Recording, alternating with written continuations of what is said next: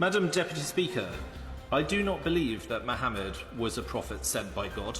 I do not accept the instructions he said he received from the Archangel Gabriel. I do not accept that the sunnah, or body of Islamic laws, has any relevance to me. I respect the religious beliefs of others, but I do not mind if Muhammad is satirized, criticized, or mocked. 17 attacks on mosques and Islamic institutions between June and September 2025. In fact, at the weekend, there was another attack, which has got tiny little back page kind of mentions. Why this Islamophobia has led to the recent rise against Islam and Muslims, and as a byproduct against Jewish people. I think this year we need to consider humanity. We need to get out so quick from the religions who they are. Very tight prism of, in terms of which views you can even discuss. Mm-hmm. So you have to follow the line that is given by the government, which is given by ultimately by the Prime Minister. You can't free range like you can when you're a backbench.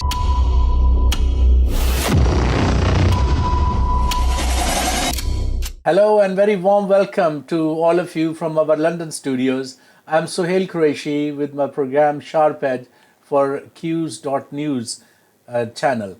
Here today I have two fantastic guests, Professor Gavin and Tabraiz Aurah, who is a very well-known British Pakistani journalist, and so is Professor Gavin. And we are going to dissect and analyze the rise of Islamophobia and anti-Semitism. Interestingly, there appears to be bias within, and people feel that Islamophobia is not equated to anti-Semitism as a criminal offense in the UK and Europe. We will actually look into the dynamics of it and why this Islamophobia has led to the recent rise against Islam and Muslims, and as a byproduct against Jewish people.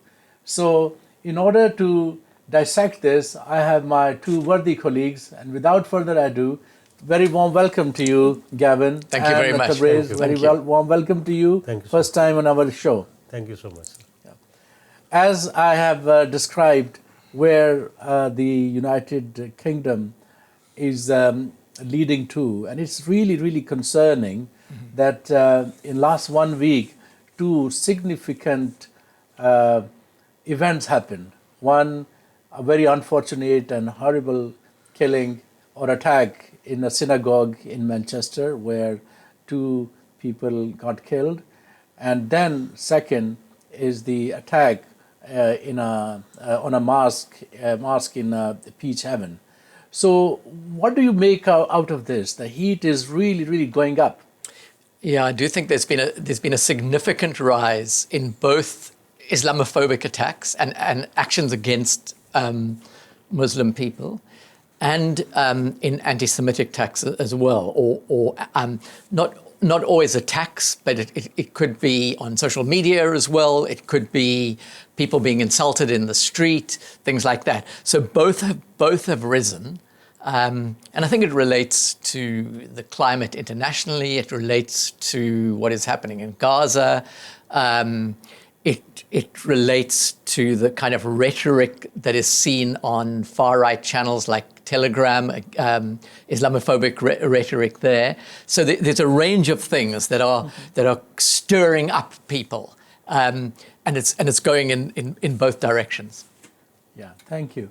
Tabraiz, you are a prolific journalist and a lawyer by trade, and you have covered Parliament, you have covered a lot of press conferences in the United Kingdom and abroad. I'm sure you must have more information than what we have. So have you seen any palpable rise in Islamophobia and then anti-Semitism? I hyphenate both. Thank you so much. First of all, thank you for having me in your program, and congratulations.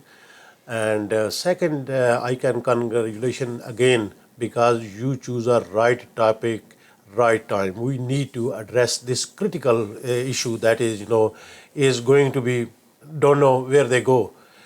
thing is this, we need to consider humanity. We need to get out so quick from the religions who they are. End of the day, if someone died in Manchester, that is human being. If someone died in other part of UK, that is human being. If someone killed in Gaza, that is a human being. We need to consider humanity. But unfortunately, nowadays, what trend is going to be rise? They was thinking without any investigation, there is Muslims. Might be that is, backing that specific incident is criminal. That are the Muslims. But thing is this, if you take the data from 2024 and 2025, you will see easily almost 6,500 and few numbers attack and incident reported against the Muslims. Because without any investigation, when police and authorities investigate, there is someone else. So this is the right time.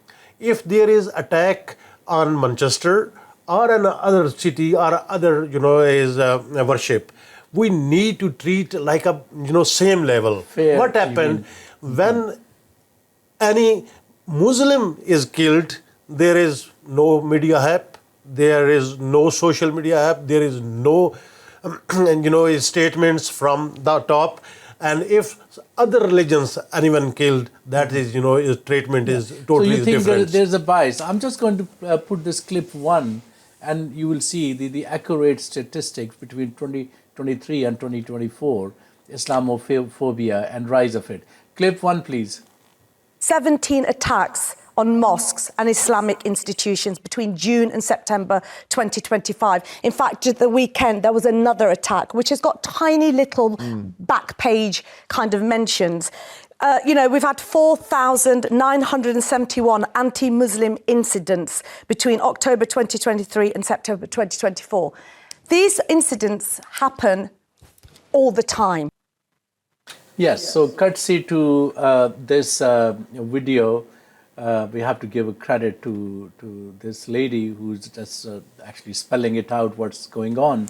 But of course, your statistics are more relevant and more latest from 2024, 2025. And this kind of hate in society against fellow human beings, where did it come from, Gavin? Well, okay, if you start with anti-Semitism, it goes all the way back right throughout British history. You could start at any point you like, but let's take Edward I to expel the Jews from the country, and it's been consistent. If we look, say, at English literature, we could start with Shakespeare's Merchant of Venice, or with Christopher Marlowe, and then we move forward to Dickens, Oliver Twist, a very anti-Semitic portrayal. Go into the 20th century, the great poet T.S. Eliot was a vehement anti-Semite. So it was a big factor in British society. It was very significant before the war, particularly within the aristocracy, many of whom supported Hitler for that reason. So what's changed since then, I think, and why it's much less prevalent now, is firstly the Holocaust, and also the fact that Britain was... It didn't allow many Jews to come into the country. It allowed some, but it was restricted. It restricted the number of Jews who were allowed to come into the country at that time. So there's a kind of a historical thing there where British people might feel they didn't do what was necessary because, and so people instead went to what is now Israel, what was then Palestine. Historical guilt. So kind of historical guilt. Also, I think another thing which changed that is ever since 1917 with the Balfour Declaration, Britain has been invested in Israel and in the Jews going to Israel. And with 1948, when Israel was founded, when Israel came into being, has been a very strong supporter of Israel. So I think that those factors have helped change perceptions. I mean, another factor, I think, that why it is significantly different, but Islamophobia is treated as a much, it's seen as a less serious problem than anti-Semitism, is because there's a kind of cultural affinity.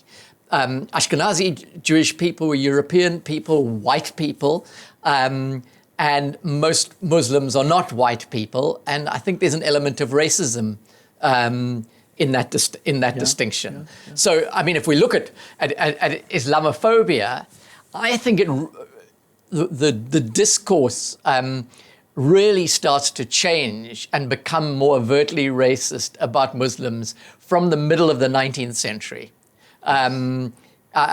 Before that, it's not as, when I've looked at writing before then, it's not as vehement. And then you start to see writing which categorizes Muslim people as a type, as a racial type.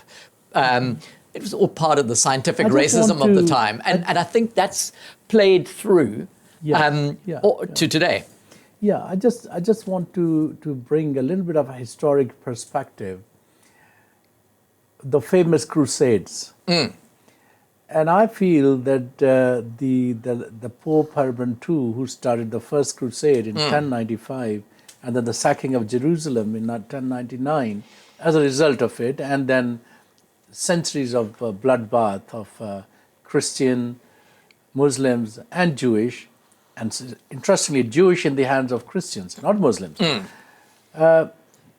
It appeared that entire feeling is just being resurgent in the shape of Nigel Farage, in the shape of Tommy Robinson. And the same sentiments are being roused in the population. So I want to have a quick answer from you, this analogy that I made, and then I'll move to Tabraiz, because he has, his hand is on the pulse of the society right now, as he's a very, very active journalist. Yeah, it's very interesting. I mean, you go back to the Crusades and the sacking of Jerusalem, where the people who were massacred, and I mean the reports from the Crusaders, they had to kind of wade through the blood. It was so extreme. Was both Muslims, but also the Jews in Jerusalem at that time. Now. I don't think one can draw a direct line between that and what is happening today. What's happening today in terms of Islamophobia has its own momentum, but there is a trace that goes all the way back a thousand years, and I think that is relevant. But I think what is driving it today is a kind of discourse on the far right that is being promoted on social media that categorizes Muslims as the other, as barbaric, and the religion, always written by people who've never read the Quran, probably never read the Bible either. Or history, or never even read the history. Or history. But read things online that they believe, and then categorize Muslims as the enemy. Yeah, thank you. Tabraiz, you heard a couple of very strong statements now. You've been out in the public quite often, and you obviously live in London, and it's very multicultural, and you have exposure to shades of people. Have you yourself noticed that there is a rise of Islamophobia other than the statistics?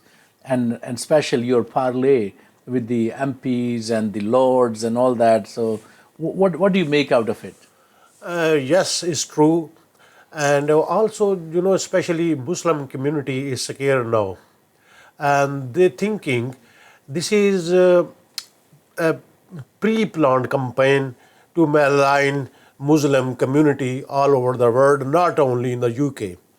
Muslim community doesn't matter if they are living in Kashmir or in Iran or other Middle East states, they're under attack as well. But if you speaking about in the UK, because they were Muslim communities thinking they are contributing a lot to build the British society, and they live with the rule of law. They not always take law in a hand, but nowadays they were thinking on the other side. They wanted to screw in the immigration base as well, because a few activists they understand these people come from other Muslim countries, Muslim countries, and they take over our resources. That's why they are very scared at the moment.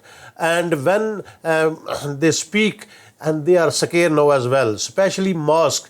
Now people take the security from the mosque as well, because Islam always give a lesson for peace, for friendship and neighborhood, because there is no such kind of thing that is, take you to terrorism. But only society is thinking, because it is only, his thing is, because powerful countries and powerful nations want to take the resources. That's the reason they need a reason to malign and also attack on them. Common enemy, basically a philosophy of a common enemy.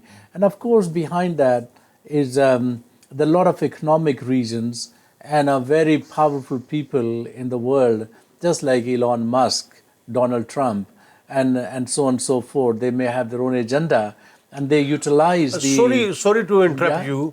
What is the problem with Donald Trump, with Sadiq Khan? What Sadiq Khan done wrong? He is a Muslim, his background is Asian. That's why always, he tried to attack on him. And his last statement, he was saying somewhere, he wanted to, take the things Islamic, and he want to, implement a Sharia law over here. How does this work? Sorry, Trump is a very non-serious person. He's not... But this is the non-serious, but thing is this, that's, he is the president of, his powerful state. If he says something, another element take it serious. But I think what Gavin said is right, that there is a general fascism in the world. Freedom of opinion, freedom of speech is curtailed in any shape and form. There's also this narrative of the great replacement, which is a kind of far-right narrative, which has become part of the mainstream right as well. And in America, it's all about black people and Hispanic people, and this idea of a conspiracy that they are taking over the country. But in Europe, it's focused exclusively on Muslims. And this view in the far right is that there's a conspiracy, and behind that conspiracy are actors who are in kind of secret states, that kind of thing, and that they are wanting to dilute white European society by allowing more Muslim migration, and they call that the Great Replacement, and that is part of what's driving this extreme right anti-Islamic phobia. I want to drag down our conversation back to the original title, The Bias Within. Why Islamophobia is not considered as serious a crime as anti-Semitism, and rightly so. The persecution of Jews throughout the annals of history was by Europeans. The genocide of Jews throughout for the last 2,000 years from the Romans, who then became Christians from the Creed of Nicaea in 323 by Constantine, and then it continued until then for 400 years, almost 323 years. Christians and Jews both were persecuted.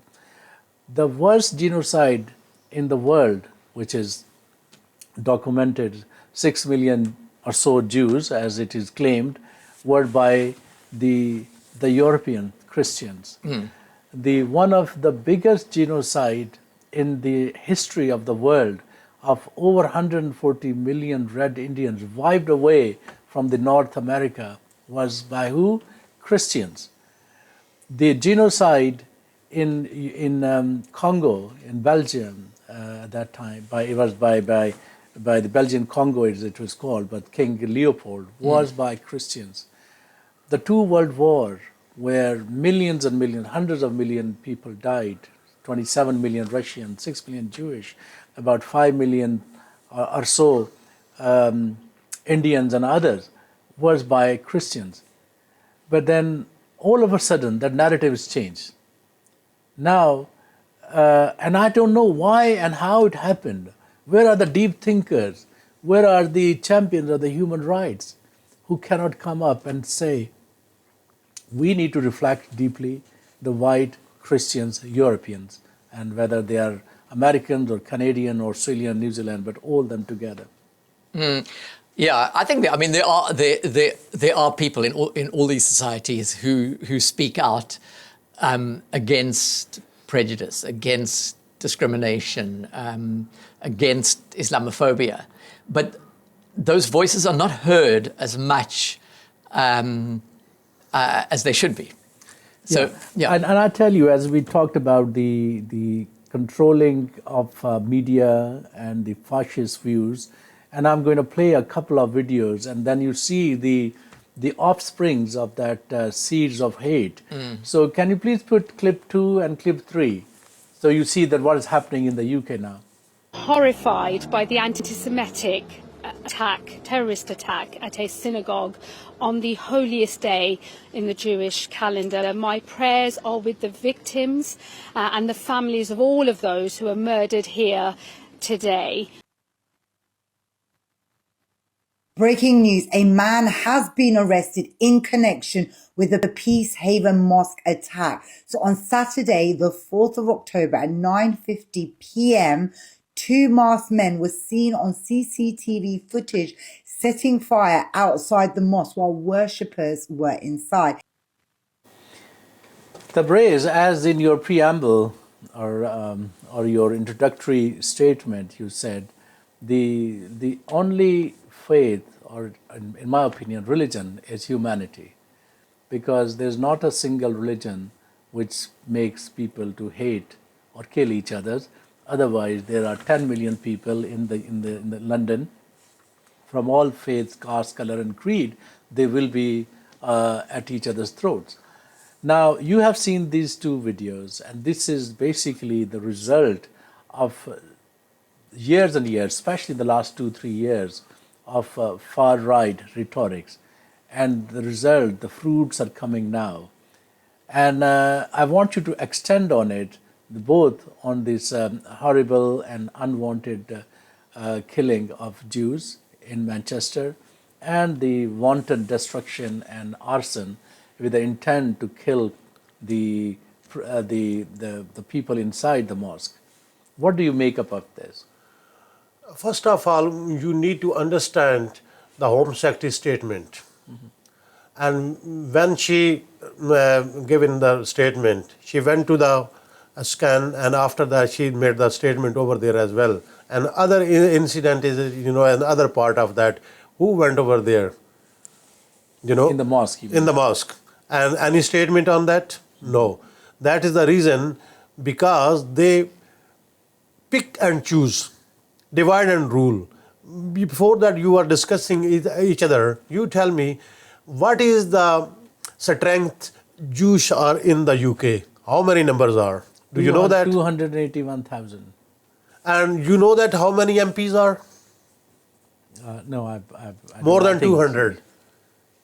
I don't think it's correct. Yeah, it is more than 200. I will look into it. But thing is this, you need to tackle every single incident, doesn't matter where they come from, equality base.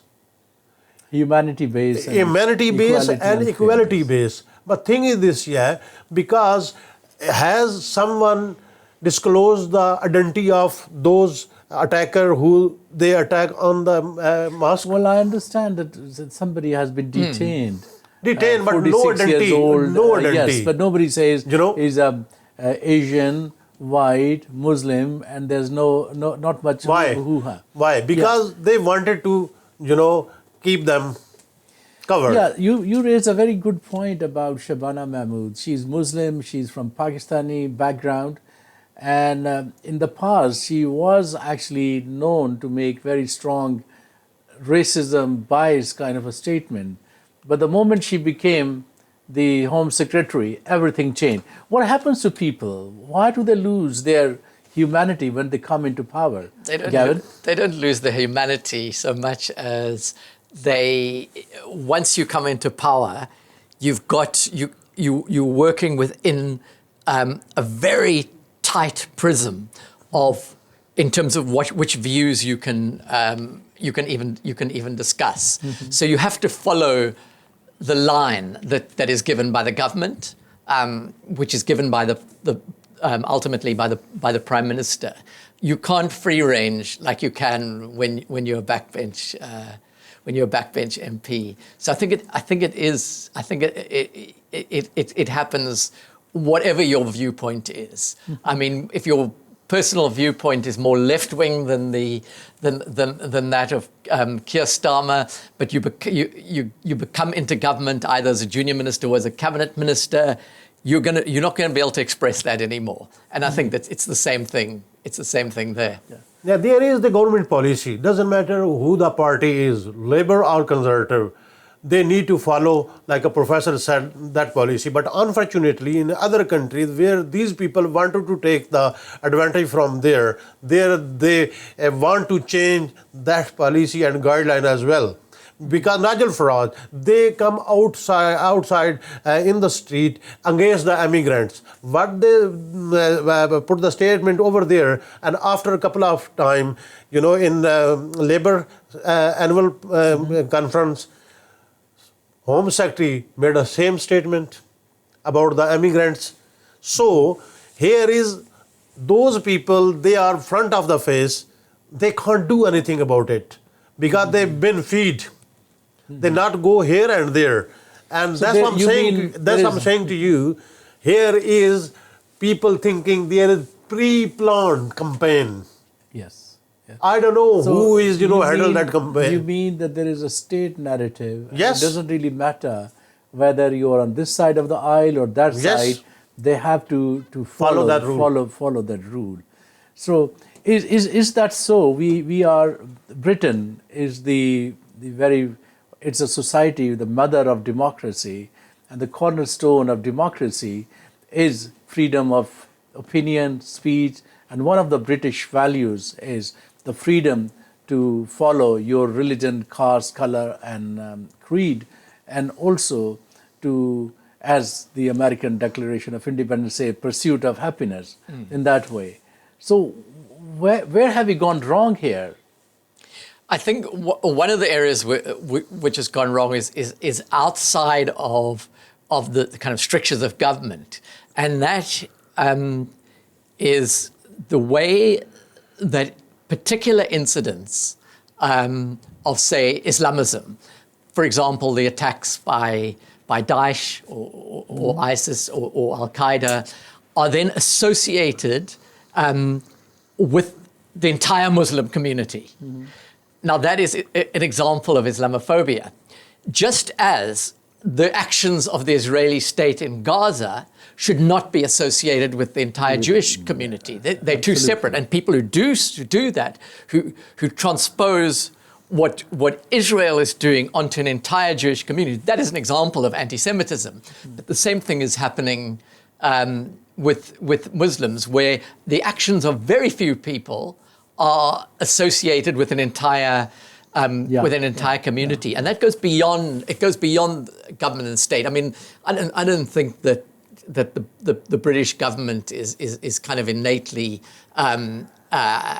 Islamophobic. It's that kind of expression of Islamophobia goes much deeper. Yeah, and I'm going to play clip 4 here now, and it will tell you that when we talk about the government, important people in the parliament, and what kind of inflammatory statements they are making. Clip 4, please.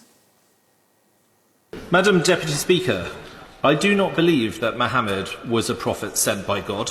I do not accept the instructions he said he received from the Archangel Gabriel. I do not accept that the sunnah, or body of Islamic laws, has any relevance to me. this MP is a shameful statement that he made, and these are the people, these are the hate mongers who make such kind of irresponsible, ill-founded, and wrong statements to rouse the public for them, especially under the current circumstances. Now, replace, as I said before, replace these words, Islam to Judaism, Prophet Muhammad, peace be upon him, to Abraham or any of the Jewish prophets, and call Judaism as a false religion, as in his statement he said later on. What would be the consequences for such kind of a statement, and will the government or the law enforcement agency will come into force? No, there would be absolute outrage about that, particularly in Britain. In America, it depends who is saying it. For example, Charlie Kirk made a series of deeply anti-Semitic statements, which were just blatantly anti-Semitic, but because he was a kind of MAGA hero, he got away with it. And he made them consistently. So I think the situation would be different in Britain and America. America depends who's saying it. Okay. As to whether they get away with it. The higher that you go in society, the more impunity you have. At least within the kind of MAGA terrain, I mean, anti-Semitism is rampant there, as well as being mainly pro-Israel, which is a kind of, some people see as a dichotomy. But and those kinds of statements, if they were made by someone like Charlie Kirk, in fact, he said similar things about Jewish people, they would get away with them. But in Britain, I think not. I think there would be, he would be kind of driven out if he made a statement like that about Jews in Britain. Tabraiz, for 2,000 years, Jewish people were persecuted by the European Christians and pretty much rest of the world, except for the Muslim world. They were called Christ killer, and they were called all kind of names, and even until 1945. For 2,000 years, until 1945, the Jewish people went through the worst massacres and genocide.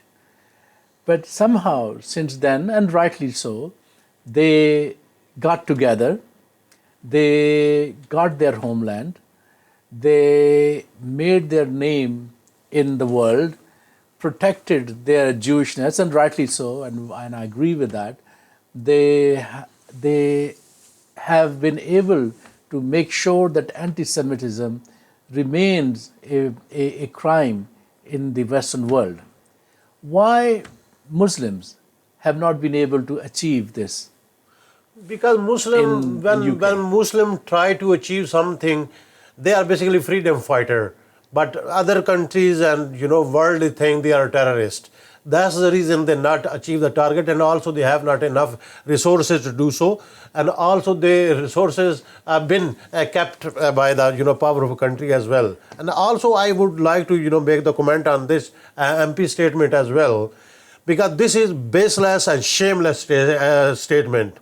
And I'm quite shocked why other MPs and why government official not condemned this kind of statement. This is provoke, okay? And if you think for a second, if there was another religion MP who made the statement to the other, against the religion, that till now might be he will somewhere else. That's what I'm saying, from the beginning, there is different rule of law and different, need to be considered and need to be, understand the things. No one, I have not kind of, I not seen any kind of statement, and might be you here or you professor know about that. This is the basic point where things started to hateness.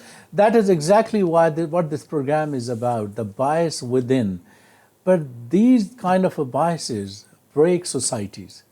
The moment a deep state or a society, civil society, start making differential treatment to any, for that matter, any segment of society, whether it is based on the religion or their sexual orientation or their color or their class, that is the beginning of the decline and integration of that society. And as a of course professor of journalism and with a keen eye on history, don't you think that these kind of tides are shaking somebody who is at the helm of affairs? That they need to stop this.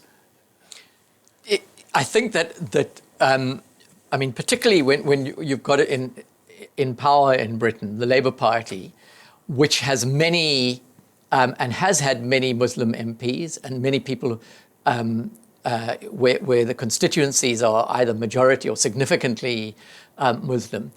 It's really incumbent on them to take a stronger stand. I mean, I don't know what the response to Nick Timothy was. I presume there were people who condemned it, but I don't know. I mean, he's not in government. He's a backbench opposition MP. So maybe it was just allowed to go, which it shouldn't have been. And I think if he had been speaking about the Jews or about Christianity, say, or LGBTQ, it would have there would have been a different response to that. So I think but it is incumbent on I think on the Labour Party to take a much stronger stand against that.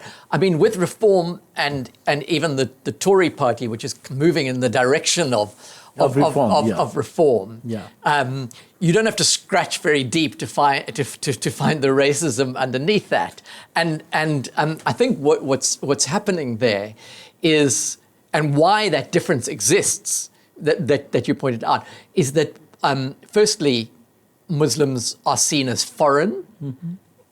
Even if they've been in the country for generations, they remain other. Classic racism on the color. On the color of the skin. Secondly, the religion is seen as foreign. I mean, although the links between Christianity, Judaism, and Islam are very close, the same cast of characters, but people don't know. They haven't read. They haven't read the Quran. They probably haven't read the Bible, as I said before. So there's that. So they think the religion is foreign. People of a different color, and then it's a view of culture, which is they do different things, so that or they eat different foods, and it becomes a kind of paranoia, and that's then easily stoked by narratives like the Great Replacement, by the far right. And I think that's what's happening, and that's what needs to be challenged. I mean, why don't people realize that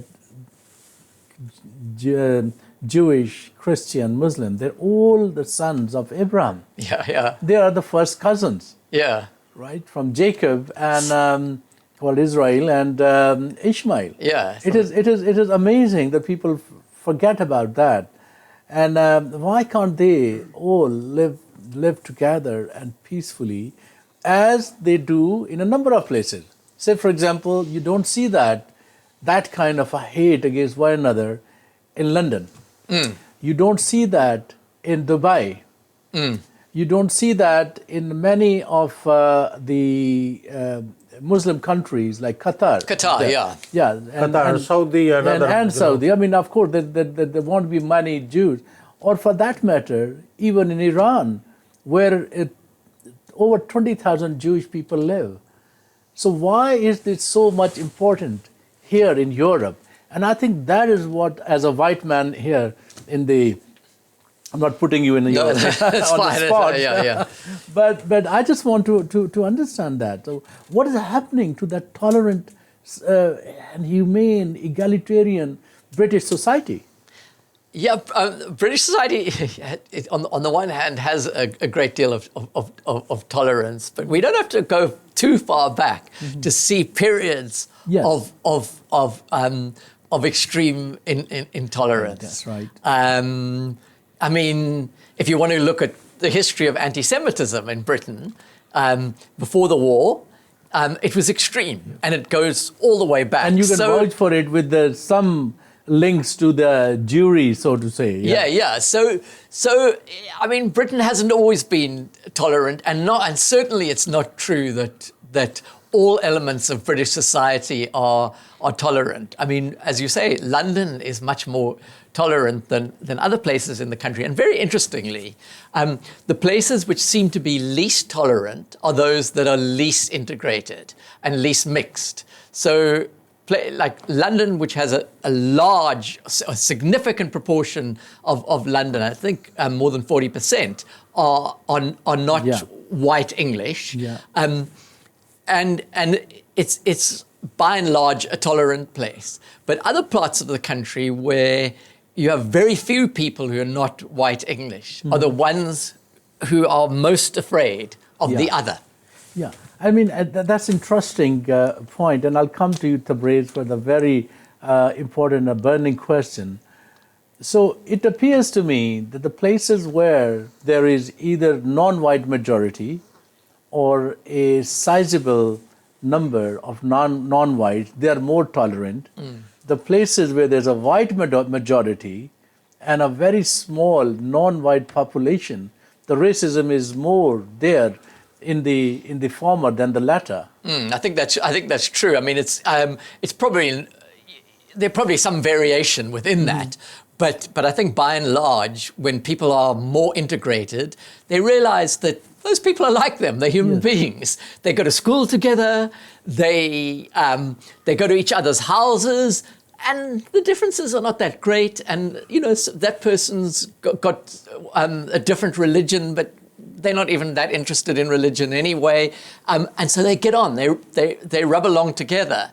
But when you live in an area where what you read about is people taking over because of the social media you're following, then you get afraid and you want to take action. And I think that's what's happening. Yeah. Tabraiz, this is a very important question to you. As a proud British Pakistani and a British Muslims, and and being a journalist, you know people from all walks of life. There are sizable number of Muslims here and Pakistanis, millions. So anywhere between 5 to 7 million, that is the number. And a large majority of them are very young. Now, when you hear these kind of stories, burning of a mosque where the people are inside, attacking lone Muslim or people, women and children, and this kind of vigilantes, white vigilantes, don't you think this is a recipe for a civil war and a literally bloodbath in the streets? Because Muslims are not going anywhere, Pakistanis are not going anywhere, and it's just a matter of time that they will be up in arms. So where will these white extremists go once the other parties start doing the same? Thank you. This is a very good question. First of all, I want to tell you this MP statement, that is the burning issue right now. That is, critical situation, because that statement hurts not only within the Britain, that's hurt billions of Muslims, those living all over the world. Yeah. And government need to, take this very serious and need to be considered and need to do something positive. Otherwise, if reaction will come, then they were saying this is terrorist. They are the terrorists. They are the terrorist activities. And second, I want to tell you, couple days ago, in East London, Dagenham, there was the pub opening ceremony, and that pub ceremony. That pub owned by Sri Lankan, they are not Muslims. Only one guy, one local councillor was the Muslim. He came there as a guest. And when that video is posted on the social media and people is wanted People is wanted to start the criticism on Muslim. Might be they're going to do the prayer over there. Might be they're going to make the mosque over there. Mean that was not relevant to them. You think only one person was present over there and they not consider that pub is not belong to him. That pub is belong to Sri Lankan people. They are not Muslim. They start a criticism.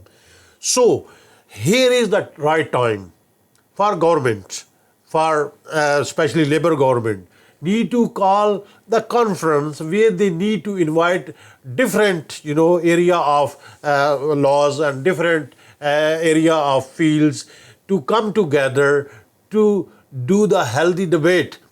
You mean people from all faiths? Yes. They need to sit together. And under the supervision of government. Yes. Okay, diffuse this situation. Otherwise, this situation is going to be worse and worse, and could be. Yes. Result is different. Yeah. Thank that you. you are It's thinking a very right good now. suggestion.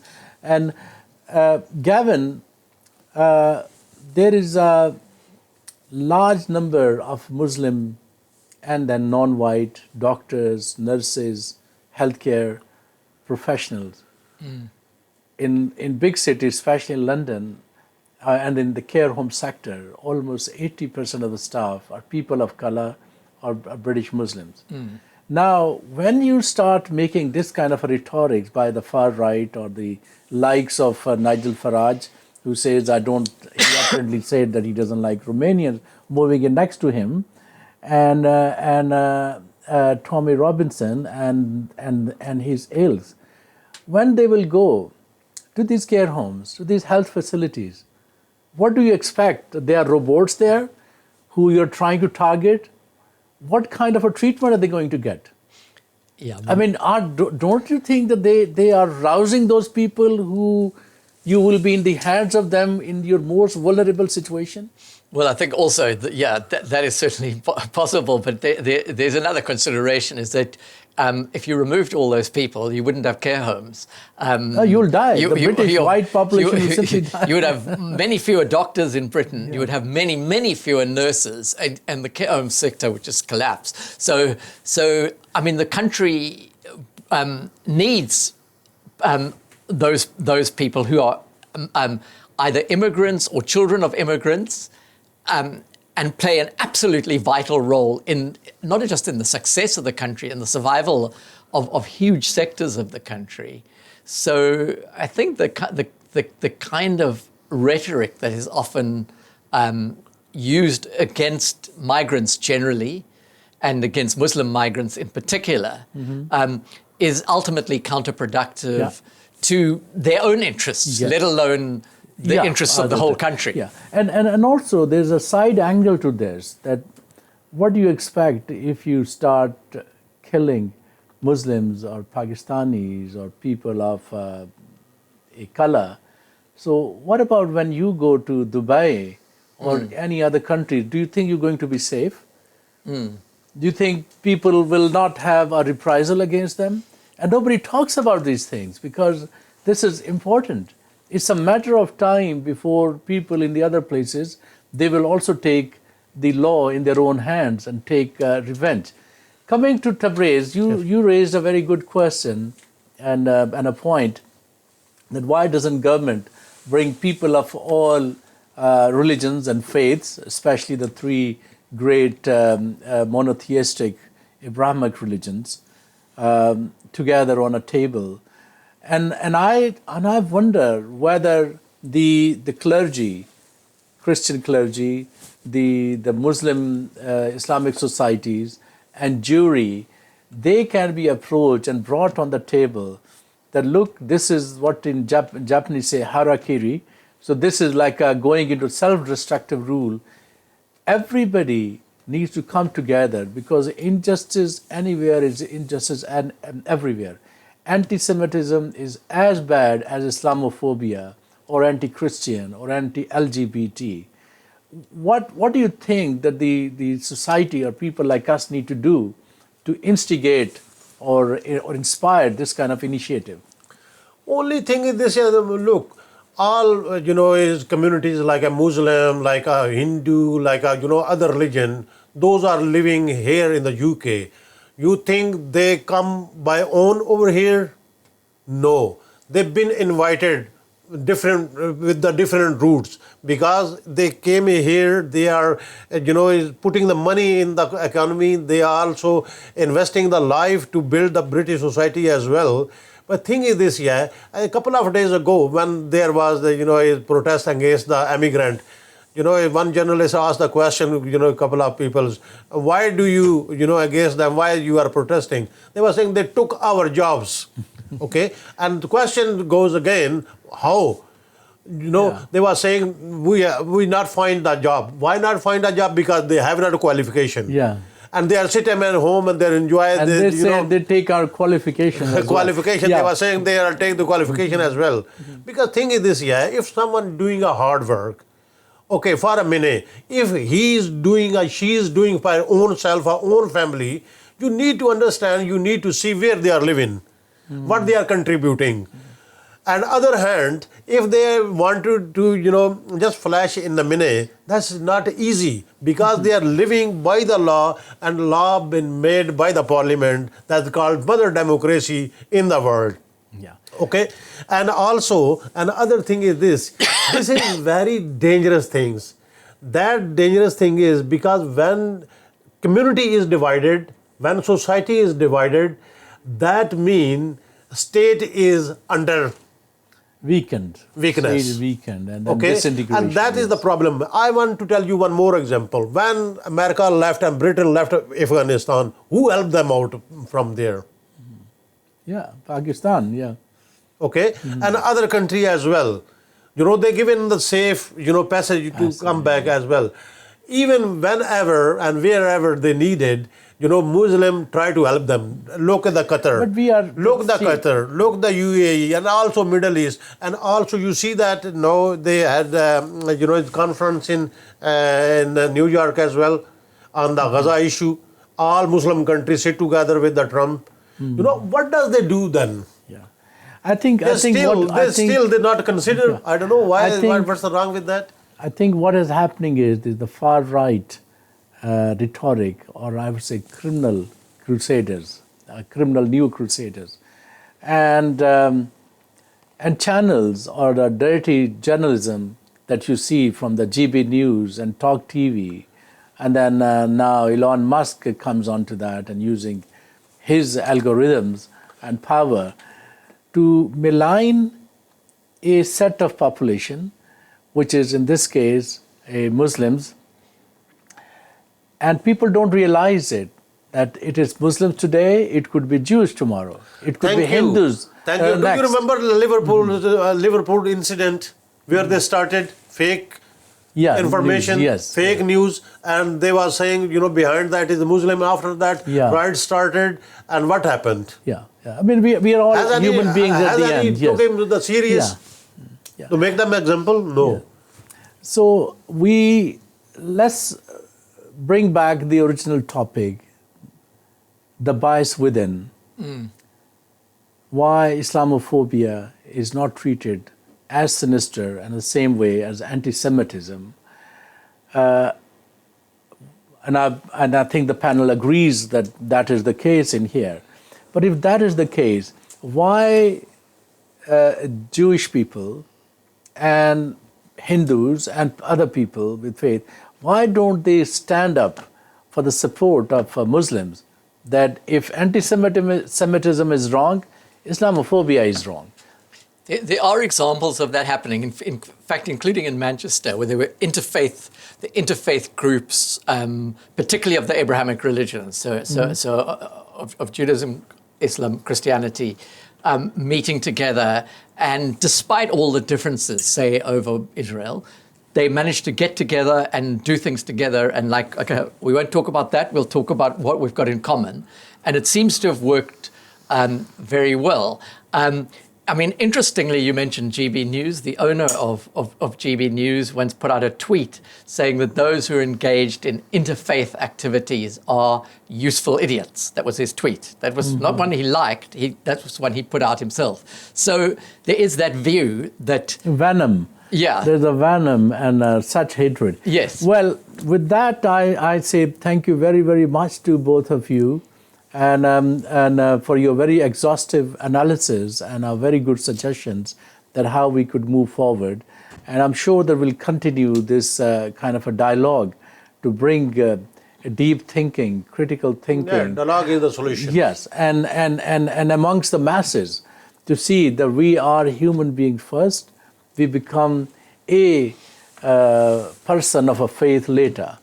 And that is what we want to promote in the UK. The world has grown. We were grown from 6 billion to 8 billion in the last 30 years. So has the population of the UK. So people will have to live. So thank you very much. We'll catch up with you again for another very refreshing topic. And thank you for your nice comments. Thanks, Sohail. Thank you. So, dear audience, you watch this lovely debates and analysis by two fantastic journalists. We want to promote this kind of a dialogue and a very deep thinking analysis of what's going on, because we have to curb this fire of hatred started by people on the far right and the dirty yellow journalism of GB News and Talk TV. And I know I'm going to get a lot of hate for saying that, but that is true.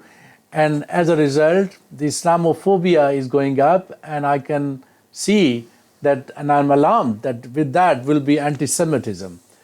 Who benefits from it? We don't know yet. But unfortunately, the term useful idiots, as Professor Gavin used in a different context, there will be so many useful idiots who will be roused by these sentiments, who will start burning mosques, who will start burning synagogues, who will start attacking Jews and Muslims and Christians. That is not human, that is not humane. And people of the United Kingdom, the great country we have, the multicultural society we have, the egalitarian values we have, we must stand up. And we must stand against this fascist view and the narrative. So until my next program, I say thank you very much for watching this. I'm Sohail Qureshi with my program Sharp Edge, and goodbye from our London studios, Quews.news.